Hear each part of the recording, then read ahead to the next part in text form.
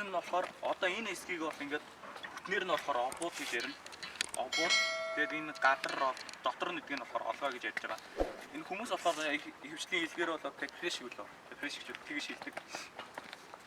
За уртлаас нь эхлээд тайлбарлая гэж байна. За энийг ингээд обуудны энэ юуг нь цагираг хигээс энийг голынх нь юуг нь болохоор дамар буюу хав, тормос, амаржин буюу амортизатор, өрүүл, тормосны базуур, араа солилт, гар зэрэг араа солилгч буюу ирчак, систем буюу одоо хүзүү гэж ярьд юм бил. Хүзүү гэж ойлгож байна.